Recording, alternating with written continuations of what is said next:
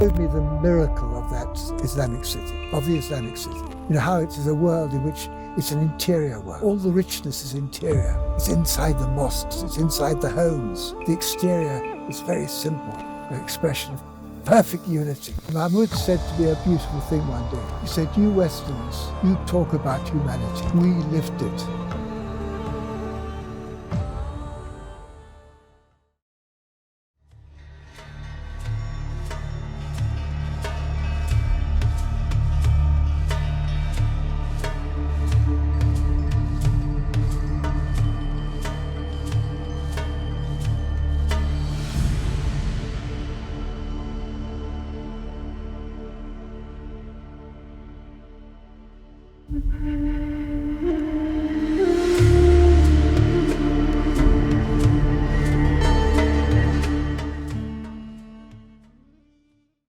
Brother Ahmad, welcome again. Thank you. Now, several factors contributed to the success of the World of Islam Festival.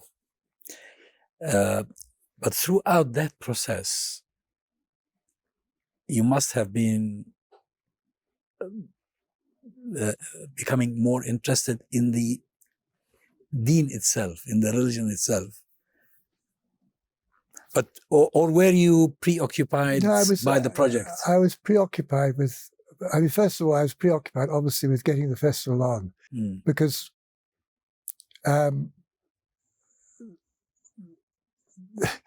what was going on, the activities that were necessary to make it happen were very, very dramatic. We were dealing with something on a very high-powered level. And there were lots of crises which one had to overcome, which I won't go into here. But are of great interest. It was because, again, you've got a sort of cultural, conflicts and things going on all the time. It's an amazing thing when you bring cultures together like that. But in terms of the actual project itself, I like to show how remarkable the moment was, because what I had understood, what I'd realized was that the academy in the West sees everything in fragments. There is no holistic vision of the world of Islam. It's fragmented. If there is a vision of the world of Islam, it's one through Western eyes. It's through the eyes of the Western story. In other words, the West progressed, the Islamic world stagnated. That's the Western story. And I had already realized at that time that that was not true. That was absolutely not true. That one had to be very careful when you talk about the West progressing and this whole concept of progress.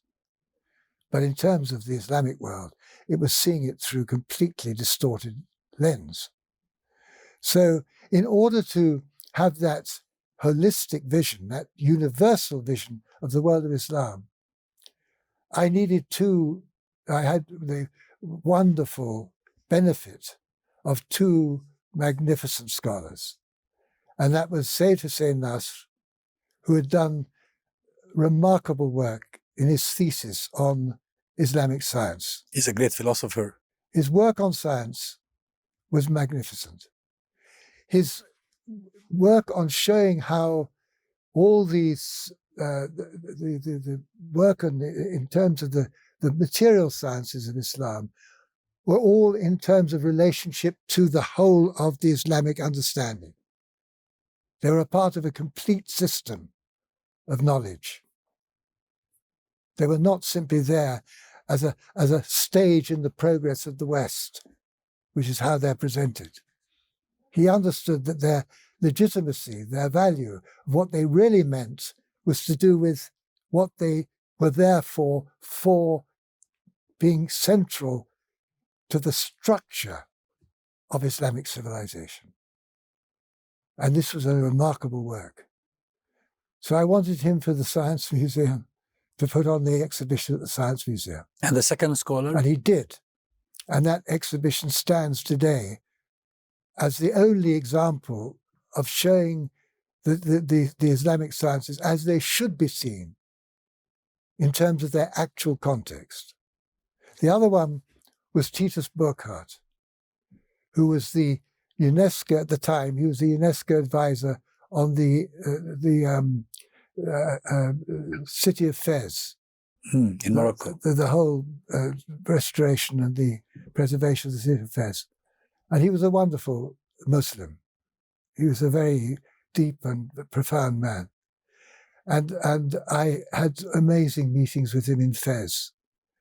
And he took me around the city, and he was greatly loved in Fez by the people.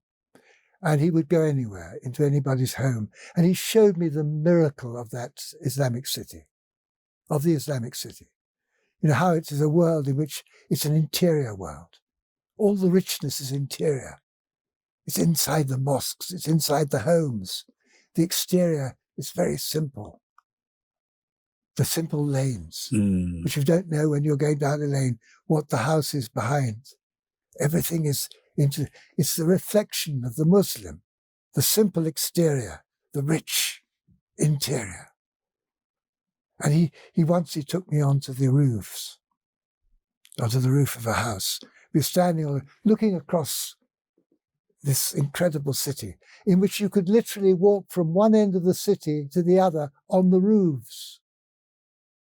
Everything connected, every house, every relationship, everything connected into one whole organism. An expression of unity. An expression of perfect unity. And the minarets standing up, the dome standing out. And then as we were on the roof, the call to prayer came. So you heard the call to prayer going through the city. And then he said to me, you know, this city is like a family monastery. I thought, my goodness, what a beautiful thought. Yeah. And the phrase is amazing. A city of worship in which the whole family and thus the whole community is leading the religious life. That oneness, that unity. So this concept of unity was being presented to me all the time by these remarkable people. But I'm curious here. I'm curious. Has anyone from among those acquaintances ever asked you, what motivates you? You're not a Muslim. What motivates you? This is again a beautiful thing about the Muslims. Nobody ever asked me that. Nobody ever questioned my sincerity. Nobody ever tried to delve into my soul. You know, like a psychiatrist, to find out how I was thinking and what I was doing. They took me as I was, which is a young man with a huge bugbear, with a huge enthusiasm. Wow. Yeah, this is a beautiful thing. They took me as that. Nobody ever questioned. What about the non-Muslims? Well, as far as I was concerned, I was just an organizer. I was Paul Keeler. An artist. I was Paul Keeler. I was just an organizer, which is fine. I was organizing about another culture. But the point was that Titus Bورkhardt provided for the Arts of Islam exhibition the framework. That this exhibition would be an exhibition which would show the principles, how Islamic art is governed by principles, calligraphy, geometry, the way the image, when you get the image or you get animals, they become geometric, they become patterns. They become a part of the pattern. They become integrated into this concept of the whole, of unity. Because Islamic art is all about, it takes you into unity. It brings out what in nature is everywhere. When we are in nature, we are in that unity. And Islamic art draws that out of nature into art. And he was able to frame that exhibition. And then you got the genius and the specialization and the talent of the Western specialists, curators, librarians, scholars who devote their lives to studying a patch, a segment of Dar al-Islam. Maybe it's just the pottery of a particular area, but all their love and devotion and their life's work goes into illuminating that. I call them like the shafts of light. So I was able to create a framework in which those shafts of light could be put. And of course, the curators loved it. They were given money that they couldn't dream of doing the very best piece of work that they could ever do. So they were paid to love what they're already. They were paid to be able to. They weren't paid themselves. They were paid by their institutions. Yeah. They were given the money to be able to bring works of art from all over the world, to be able to bring the best designers to produce their exhibitions, to be able to get their best researchers working. They had an incredible time. They could go on collecting trips to get the pieces that they wanted to present. So, can you imagine? For them, it was like an incredible moment for them. And for us, for the festival, it was wonderful because this was the illumination. The works of the Arts Council of Great Britain, the catalogue, they sat there. I was on the committee. I was watching these amazing people who had such knowledge about carpets or about ceramics or about glasswork or about manuscripts. And they were sitting there saying, where can we get the best example of this? Berlin. No, Los Angeles. No, Delhi has a better one. And then they'd finally come down and order it. You know, it was like suddenly telling somebody you can go to Harrods and order anything you like. So when that exhibition took place, it had the examples of the best in the world. 2,000 works of art, 2,500 works of art, objects were gathered together from around the world. From 150 public and private collections from 32 different countries. Wow. In 2 years. Just imagine. And they produced the catalogues. We have 10 catalogues, 9 exhibitions, 10 catalogues, because the Nomad and City exhibition had 1 catalogue for the nomads, 1 for the city of Sana'a. And those catalogues are like treasure troves. I've been to, wherever I go abroad, and I go to different, like when I was at the Gulbenkian Foundation in Lisbon, where they were opening their Islamic collection at the museum. The curator came up with this was about a year ago, the curator came up with the Arts of Islam exhibition catalogue. He said, this is our Bible. Wow. Bible. This is our Bible for the discipline. So, and in that Bible, it presented the whole concept of the unity of Dar al-Islam, the unity of the world of Islam, the unity of Islamic art. So these 2 men played a very important role. And then we had a wonderful generation, a golden generation of scholars. There was Bob Sargent, Professor Sargent at Cambridge, who had a deep knowledge about Yemen and produced this wonderful exhibition on Sana'a. And that exhibition was so popular, it was supposed to last for 3 months. They kept it on at the Museum of Mankind for a year and a half. Tim McIntosh Smith, the travel writer who wrote the famous book on the Travels with a Tangerine, or about Ibn Battuta's travels. He was at Oxford studying Arabic at Oxford. He came up to the festival, went to the Sana'a exhibition. The Nobel was so moved that he went back to his supervisor and said, "Can I take a year out?" Because he was doing his thing. They said yes, and he said he would go to Alexandria, because if he said he wanted to go to Yemen, they wouldn't have let him. So he said he would be going to Egypt. He went to Sana'a and never came back. And spent his life in Yemen, and wrote the most wonderful book about Yemen. So, these things have a great impact on people. I can tell you so many stories, because we're gathering these stories for the 50th anniversary. Amazing stories about the impact the festival had on people. But this was the moment when the scholars, people dismiss them Orientalists. It's absolute nonsense. They didn't have a vision of the world of Islam.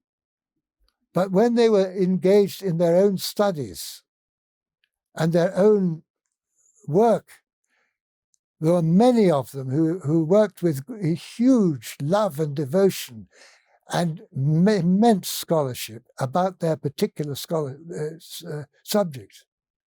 I remember being in the Museum of Cairo with Basil Gray, who was the great doyen of the Islamic arts museum people. He was the curator at the British Museum. And I was spellbound as he literally unwrapped the history and the knowledge about just a piece of pottery. He illuminated my knowledge about that. So specific. Yeah, but he was a beloved. He was engaged in it. What he knew about the world of Islam, religion, forget about it. That wasn't his gift. That wasn't what he gave to us. These people gave a great deal to the world of Islam in their devotion to their particular thing. I don't want to get on to now, because the situation is very different now. It's very ideological. But then these people were people who were devoted to particular aspects, and those aspects they knew a great deal about. So the festival took place. This incredible event took place. Her Majesty the Queen came and opened it. I got the chance to have a smile from her, and I treasure that smile, because she gave me a wonderful smile. And the Sheikh Al-Azhar came and opened the Quran exhibition, and he produced a book for the festival. And the Shah Banu, the Shah's wife, came and opened the Sciences of Islam exhibition. And we had a demonstration outside the gallery. Against that. The students. Yeah. And it was like an echo, because nobody was expecting what happened in Iran at that time. Yeah, in 3 years' time, they were gone. 3 years' time. But at that time, it was like a quiet echo that was sounding. And so all of this took place. And I was basically totally immersed. And when people ask me, as they do these days, when you're an old man, people like to ask you questions. How did you become a Muslim? Which is the one you've wanted to ask me. I always say it was music, food, and friendship. Music, food, and friendship. That's what brought me into Islam as a religion. But when the festival opened, were you a Muslim or not yet? I was. I became a Muslim 6 months before the festival opened. How did you make the decision? Because you worked for years before, and I wasn't interested. I did not come into Islam because I was interested in the religion or in religion. By that time, I was an arts man. I was interested in art. Yeah. That was my religion. It was the arts, which, of course, in a sense, is a profound way to worship. I wasn't looking for a religion, and so what happened was that by the time I put on the festival, my whole world was Islam. All my friends were Muslim. Yeah. My friends were Muslim. All the people I was dealing with were engaged with Islam, right? And the food. Ustad Mahmud Mirza taught my wife how to cook curries. So the Indian cuisine became a part of our existence. And the hospitality. The sitting down with Muslims, food. That wonderful engagement with you. The Raja of Mahmudabad. They were my friends. I was in the world of Islam, and very much I was journeying deeper and deeper into the world of Islam. In other words, unconsciously. Very consciously discovering the world of Islam, discovering that world that no longer exists, only existed in pockets, only existed in fragments. I'm talking about the civilization. I was surrounded by the modern society, as indeed the Muslim world is surrounded by modernity, not by the world of Islam. But at the core of all of this, of course, was the religion, which was and is and always will be completely intact. That was there. That was at the heart of it. That was at the heart of everything. But I wasn't aware of that in the sense, I was aware of it intellectually as a part of my art program. But I hadn't made the connection myself at that moment.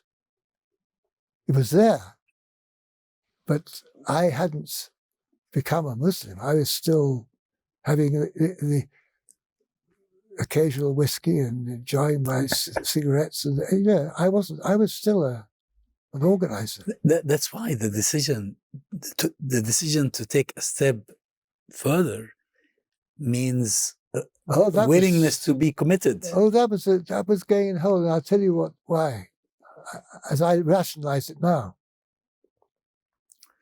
I had to be whole. I didn't want to end up like Lawrence of Arabia, schizophrenic. I didn't want to end up in that. I'd gone too deep into this world of Islam, and I had to become whole because I had experienced being whole as a child. I was a Christian, brought up as a Christian. Up until the age of 14, 15, or 16, it was expected that I would be a priest. That was my route, and end up, Bishop of Delhi or something. Then the theatre took hold of me. I fell in love with the theatre, and I've always had great difficulty in actually being in love with more than one thing at a time.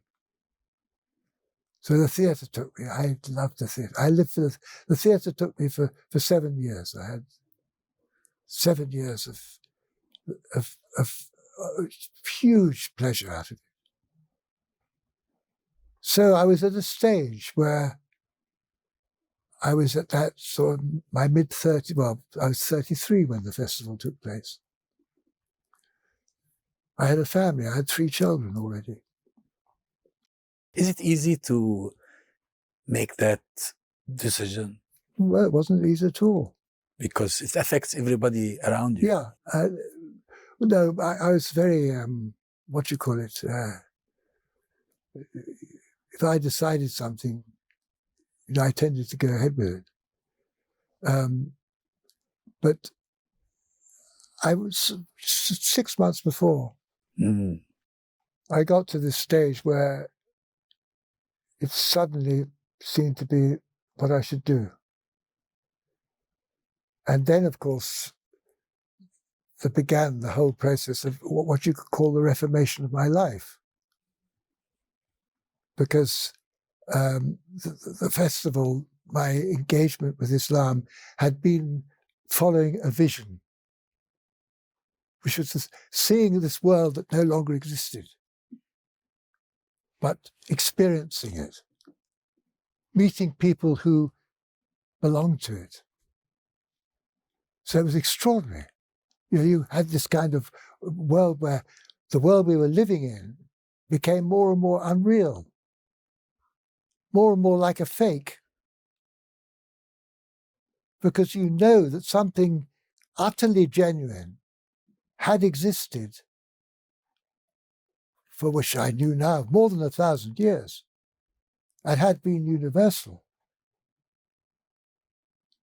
Imagine, more than 1,000, something that was legitimate, something that actually worked, that didn't destroy the planet because we were concerned about the environmental crisis. We were seeing our world being destroyed, didn't destroy the soul of humanity, which we were seeing,